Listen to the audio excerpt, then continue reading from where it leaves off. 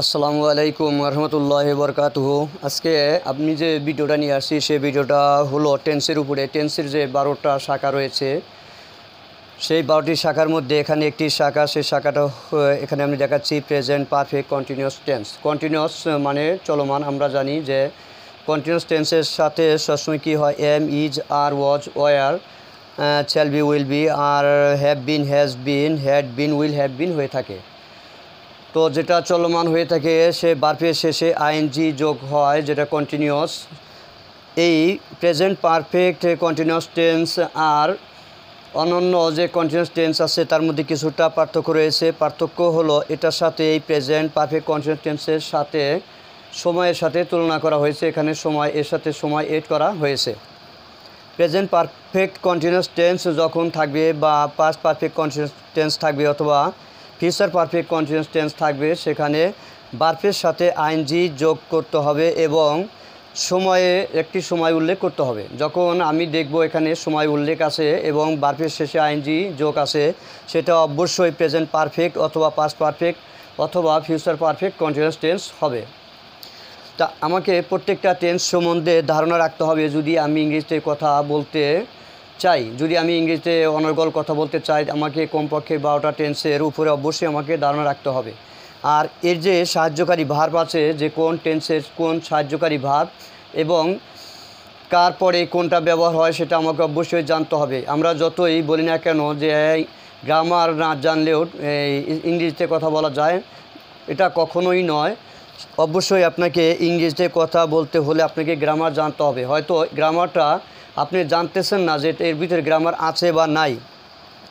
আমি যে এতক্ষণ আপনার সামনে যে কথাগুলো বলতেছি, এগুলো তো সম্পূর্ণ বাংলায় কথা বলতেছি, এর মধ্যেও কিন্তু গ্রামার রয়েছে।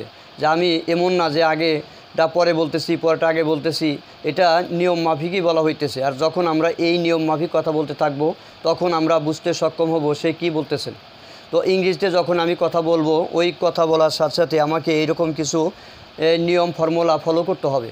আর আমার এই নিয়ম ফর্মুলা যখন আমি ফলো করব, তখন আমাকে এই রুলস অনুপাতে আমাকে কাজ করতে হবে। যে টেন্স সাধারণত আমরা জানি যে 3 প্রকার, আর এই প্রত্যেকটা টেন্সকে আবার 4 ভাগে ভাগ করা হয়েছে। তো অনুরূপ এখানেও যে 3 প্রকার টেন্সকে এই 4 ভাগে ভাগ করা হয়েছে, আমি এখানে আজকে নিয়ে আসছি সেটা হলো প্রেজেন্ট পারফেক্ট কন্টিনিউয়াস টেন্স। যে প্রেজেন্ট পারফেক্ট কন্টিনিউয়াস টেন্স কীভাবে গঠন করতে হয়, আর এই প্রেজেন্ট পারফেক্ট টেন্সের উপরে আমি যদি এরকম হাজার হাজার সেন্টেন্স তৈরি করি, তা সম্ভব যদি আমার এই ফর্মুলা এবং নিয়ম আমার জানা থাকে। আমি যদি এই নিয়ম মাফিক যদি কথা বলতে থাকি, আমি অনর্গল কথা বলতে পারবো। তবে আমাকে অবশ্যই এই যে প্যাটার্ন বা নিয়ম, এই সূত্রটা আমাকে অবশ্যই জানতে হবে। যখন আমরা কোনো অঙ্ক নিয়ম শিখি, সেটা বীজগণিত হোক অথবা পাটিগণিত হোক, আমাকে যে নিয়মগুলো সূত্রগুলো শিখতে হয় বা সমাধান শিখতে হয়, অনুরূপভাবে ইংরেজি শিখতে হলেও এরকম আমাকে কিছু এই রুলস মেনে চলতে হবে। আর যখন আমি রুলস মেনে চলবো তখন আমি ইংরেজিতে কথা বলতে পারবো। তো দেখেন এখানে যে আব্দুল কুদ্দুস মণ্ডল আমার ইউটিউব চ্যানেল, মোবাইল নাম্বার 01716112402। তো আমি যাই হোক আজকে যে কথা বলতেছি প্রেজেন্ট পারফেক্ট কন্টিনিউয়াস টেন্স নিয়ে। প্রেজেন্ট পারফেক্ট কন্টিনিউয়াস টেন্সের সেটা কী হবে, আই হ্যাভ বিন। আর যদি পাস্ট পারফেক্ট কন্টিনিউয়াস টেন্স হয় সেখানে হবে I had bin. Future perfect continuous tense হয় আই উইল হ্যাভ বিন। শুধু এখানে পার্থক্য, আর এখানে কোনো পার্থক্য হবে না। তো যাই হোক, আমি এইভাবে কথা বলতে থাকি। আই যেমন একটি প্রোনাউন আছে, you pronoun, he pronoun, she pronoun, it pronoun, Adil pronoun, Rahim Karim pronoun. তো আমি আইকে পরিবর্তন করে যখন ইউ আনবো, আর তখন এই ইউকে পরিবর্তন হি, শি, এরকম বিভিন্ন প্রকার প্রোনাউন আনতে পারি সাবজেক্ট হিসাবে। আর এখানে হ্যাভ বিন, হ্যাজ বিন, আর had been, will have been, এরকম শ্যাল হ্যাভ বিন, ওগুলা এনে আমি এরকম কন্টিনিউয়াস টেন্স তৈরি করব এবং আমার সাথে সময়ের সাথে এই সম্পর্ক থাকবে। যেমন I have been eating rice for 5 minutes. আমি 5 মিনিট যাবৎ ভাত খাচ্ছি। I have been playing football for 1 hours. আমি 1 ঘন্টা যাবৎ ফুটবল খেলছি। I have been cooking rice for 10 minutes. আমি 10 মিনিট যাবৎ ভাত রান্না করছি। I have been sitting on the chair just now. তা আমি এইমাত্র চেয়ারে বসছি।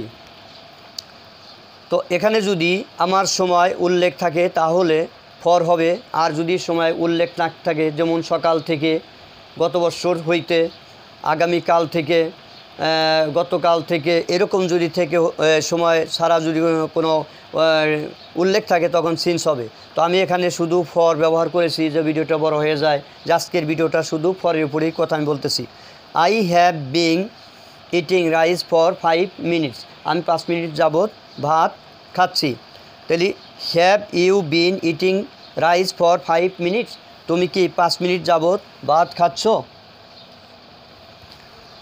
Have you been cooking rice for 5 minutes, তুমি কি 5 মিনিট যাবৎ ভাত রান্না করছো? Have you been reading books for 5 minutes, তুমি কি 5 মিনিট যাবৎ বই পড়ছো? Have you been taking for 5 minutes, তুমি কি 5 মিনিট যাবৎ সংগ্রহ করছো? তো এইভাবে আমি এই সূত্রে হাজার হাজার সেন্টেন্স তৈরি করতে পারি।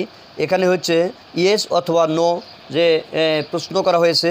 এখন এটাকে যদি আমি WH দিয়ে যদি আমি এটা শুরু করি, তাহলে এই হ্যাভের আগে শুধু আমি একটি হট আনবো, অথবা হোয়েন আনবো, অথবা হাও আনবো, অথবা হুইচ ফুড আনবো, হুইচ ফুড আনবো, হুইচ পেন আনবো, বা এরকম আমি তৈরি করতে পারি, যা আগের ভিডিওতে এরকম দেখানো হয়েছে।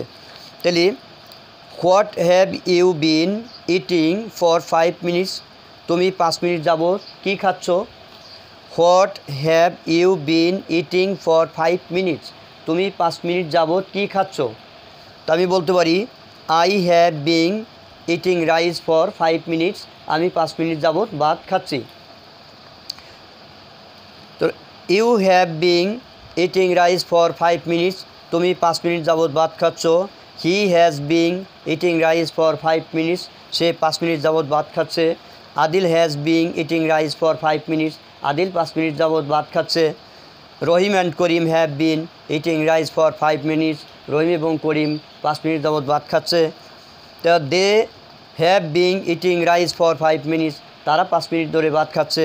তাহলে হি, সি, দে, আদিল বা এরকম যত কিছু আছে, আমি এর সাথে এইভাবে যদি আমি সেন্টেন্স তৈরি করি, তা আমি অনর্গল সেন্টেন্স তৈরি করতে পারবো। আর এটাকে যদি আমি শুধু এই হ্যাভটাকে আগে আনি, এখানে ইউর জায়গা থাকবে you been eating rice for, এগুলো সব ঠিক থাকবে। তাহলে এখানে ইয়েস অথবা নো যে ইন্টারোগেটিভ সেন্টেন্স তৈরি হয়ে যাবে। আর যখন কোনো কিছু জানতে চাওয়া বা কোনো কিছু জিজ্ঞাসা করা এরকম যদি হয়, তখন আমি হট দিয়ে এই হ্যাভের আগে শুধু একটা হট আনবো। এখন এই আইকে পরিবর্তন করে যদি আমি ইউ দেই,